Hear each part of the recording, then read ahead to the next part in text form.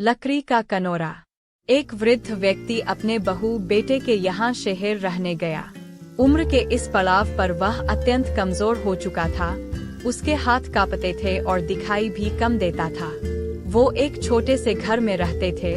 पूरा परिवार और उसका 4 वर्षीय पोता एक साथ डिनर टेबल पर खाना खाते थे। लेकिन वृद्ध होने के कारण उस व्यक्ति को खाने में बड़ी दिक्कत होती थी। कभी मटर के दाने उसकी चम्मच से निकलकर फर्श पे बिखर जाते तो कभी हाथ से दूध छलक कर मेजपोश पर गिर जाता। बहू बेटे 1-2 दिन ये सब सहन करते रहे, पर अब उन्हें अपने पिता की इस काम से चिढ़ होने लगी। हमें इनका कुछ करना पड़ेगा, लड़के ने कहा।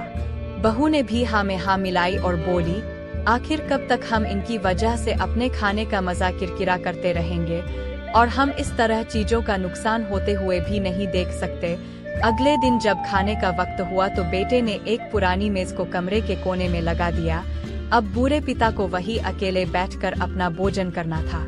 यहाँ तक कि उनके खाने के बर्तनों की जगह एक लकड़ी का कटोरा दे दिया गया था, ताकि अब और बर्तन न टूट फूट सकें। बाकी लोग पहले की तरह ही आराम से बैठकर खाते, और जब कभी कभार उस बुजुर्ग की तरफ देखते तो उनकी आंखों में आंसू दिखाई देते। यह देखकर भी बहू बेटे का मन नहीं पिघलता। वो उनकी छोटी से छोटी गलती पर रेरों बातें सुना देते। वहाँ बैठा बालक भी यह सब बड़े ध्यान से देखता रहता और अपने में मस्त रहता। एक रात खाने से पहले उस छोटे बालक को उसके माता पिता ने जमीन पर बैठकर कुछ करते हुए देखा। तुम क्या बना रहे हो? पिता ने पूछा। बच्चे ने मासूमियत के साथ उत्तर दिया, अरे मैं तो आप लोगों के लिए एक लकड़ी का कटोरा बना रहा हूँ, ताकि जब मैं बड़ा हो जाऊँ तो आप लोग इसमें खा सकें। और वह पुनः अपने काम में लग गया। पर इस बात का उसके माता पिता पर बहुत गहरा असर हुआ।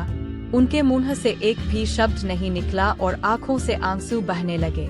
वो दोनों बिना बोले ही समझ चुके थे कि अब उन्हें क्या करना है। उस रात वो अपने बूढ़े पिता को वापस डिनर टेबल पर ले आए और फिर कभी उनके साथ अभद्र व्यवहार नहीं किया।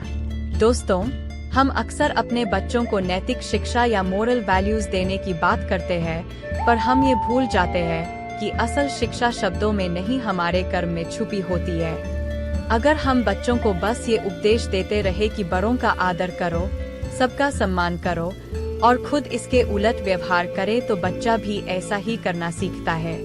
इसलिए कभी भी अपने पेरेंट्स के साथ ऐसा व्यवहार ना करें कि कल को आपकी संतान भी आपके लिए लकड़ी का कटोरा तैयार करने लगे। यह छोटी सी कहानी पसंद आई हो तो लाइक, सब्सक्राइब और शेयर जरूर कीजिए, और हाँ, बेल आइकन को जरूर प्रेस कीजिए।